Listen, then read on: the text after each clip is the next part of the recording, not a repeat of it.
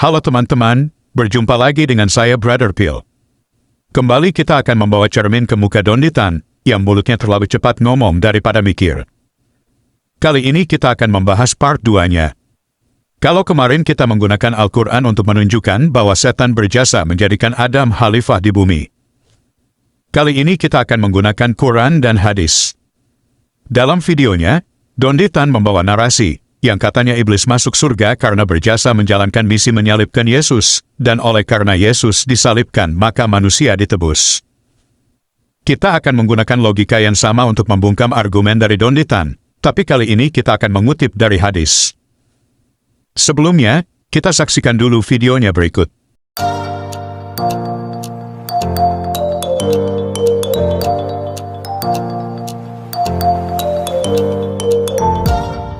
Karena sudah terjadi penebusan dosa, berarti iblis berjasa apa berdosa? Berjasa lah, kan nggak jadi ada penebusan dosa tuh. Kalau berjasa masuk surga, masuk neraka. Iya, nggak tahu tuh dia di mana. Berarti itu kan ada konsep yang nggak logis. Nggak logis makanya kan. Ya kan? Berarti kalau gitu iblis, Yudas, Imam Yahudi, Pontius Pilatus, sama tentara Romawi, yang semuanya nih nyalib Yesus di atas kayu salib, ini mereka semua berjasa apa berdosa? Kalau tujuannya untuk dosa, untuk menebus dosa, berarti dia berjasa. Berjasa dong. Berjasa. Karena tujuannya kan untuk menebus dosa. Iya. Kalau nggak ada 5 ini kan nggak ada penyaliban kan? Nah berarti kalau berjasa masuk surga, masuk neraka. Seharusnya masuk surga. Mau satu surga sama iblis. Tergantung bentuk surga aja kali ya. Kita sudah dengarkan bersama pernyataan Donditan. Dia mengatakan bahwa iblis berjasa dalam proses penyaliban, dan oleh karena dia berjasa, maka iblis harus masuk surga, dan sambil tertawa dia bertanya, mau tidak masuk surga bersama iblis? Lalu Yunita menjawab, tergantung bentuk surganya. Mungkin sis Yunita belum tahu bentuk surga barunya. Ini kita bantu tunjukkan. Kesibukan para lelaki nanti di dalam surga adalah, malu saya ceritakan ini. Mau terus? Kesibukan para lelaki yang masuk surga di surga adalah memecah perawan istri-istrinya. Perawan terus. Habis malam pertama, dapatkan perawan istri. Selesai dia perawan lagi. Gitu, serius Pak. Salah satu nikmat yang ada dalam surga adalah pesta seks. Pesta seks. Minta maaf karena inilah yang kita tahan-tahan di dunia. Minta maaf karena inilah yang kita tahan-tahan di dunia. Pertanyaan buat sis Yunita, apakah surga begitu yang dia mau tinggali? Ingat, yang katakan ini adalah Ustadz, bukan orang Kristen. Kita kembali ke pernyataan Donditan, yang katanya iblis berjasa dalam penyaliban. Sekali lagi itu adalah ajaran yang sesat, dan untuk menjawab itu saya sudah buat penjelasan pada video yang ini. Teman-teman bisa lihat di channel ini. Kali ini kita akan menggunakan standar yang sama pada Donditan, tapi kali ini melalui hadis. Dan kali ini kita akan dibantu oleh Prof. Dr. Muhammad Quraish Shihab, MA, yang mengutip satu hadis Nabi. Berikut ini videonya. Ada ungkapan. Allah salah satu sifatnya Maha Pengampun. Seandainya manusia tidak berdosa, sifat Maha Pengampunnya tidak akan terlaksana. Oh iya, Ya kan? iya. Nah, sehingga seandainya manusia tidak berdosa, maka Allah akan menciptakan makhluk yang berdosa supaya dia bisa maafkan. Seandainya manusia tidak berdosa, sifat Maha Pengampunnya tidak akan terlaksana. Oh iya, Ya kan? iya. Nah, sehingga seandainya manusia tidak berdosa, maka Allah akan menciptakan makhluk yang berdosa supaya dia bisa maafkan. Seandainya manusia tidak berdosa,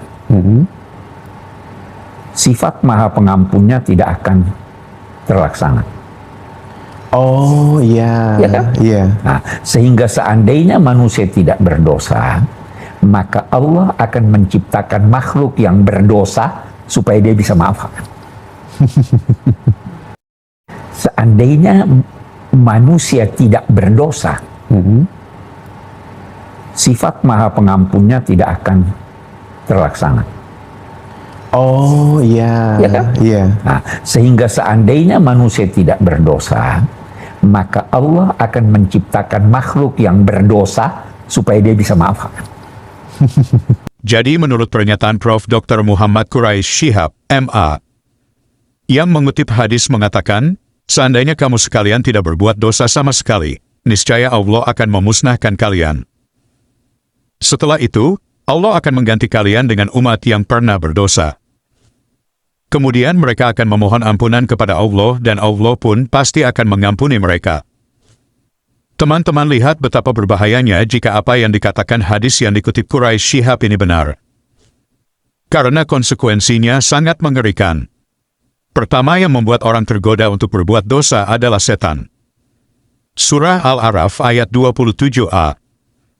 Wahai anak cucu Adam, janganlah sekali-kali kamu tertipu oleh setan sebagaimana ia, setan, telah mengeluarkan ibu bapakmu dari surga dengan menanggalkan pakaian keduanya untuk memperlihatkan kepada keduanya aurat mereka berdua. Jadi yang membuat manusia tertipu dan menggoda manusia untuk berdosa adalah setan. Di sisi lain, sesuai hadis yang dikutip Quraish Shihab, dikatakan Allah Maha Pengampun, menurut pernyataan Quraish Shihab tadi, supaya sifat Maha Pengampunannya itu aktif, tentunya harus ada yang berdosa, dan oleh karena itulah kita lihat peran setan dibutuhkan. Kalau dalam makhluk hidup, ini disebut simbiosis mutualisme yang artinya adanya hubungan antara dua jenis makhluk hidup yang saling menguntungkan. Kenapa demikian? Karena Allah Maha Pengampun, maka tentunya membutuhkan orang berdosa supaya bisa diampuni. Dan bagaimana supaya orang bisa berdosa? Tentunya ada peran setan untuk menggoda manusia. Kembali lagi ke pertanyaan Dondi Tan. Apakah setan berjasa dalam mengaktifkan kemahapengampunan Allah? Tentu saja berjasa. Bukan itu saja, jasa setan. Setan juga berjasa memasukkan manusia ke surga. Coba bayangkan tidak ada setan yang menggoda manusia, apakah manusia bisa berdosa? Dan jika manusia tidak berdosa, apakah manusia bisa memohon ampun? Tentu saja tidak. Dan menurut hadis yang dikutip Quraish Shihab, Allah akan memusnahkan yang tidak berbuat dosa dan menggantikan dengan yang berbuat dosa. Jikalau hadis yang dikutip Quraish Shihab ini benar, tentu saja setan sangat berjasa, bukan saja pada Allah tetapi juga pada manusia. Kita tanya Dondi Tan, apa yang terjadi dengan setan yang berjasa ini? Nah, berarti kalau berjasa masuk surga, masuk neraka? Seharusnya masuk surga. Mau satu surga sama iblis? Tergantung bentuk surga aja kali ya. Ingat ya teman-teman, kita sedang menggunakan standar yang sama yang dipakai oleh Dondi Tan. Sekali lagi, inilah akibatnya jika Dondi Tan bicaranya lebih cepat daripada berpikir.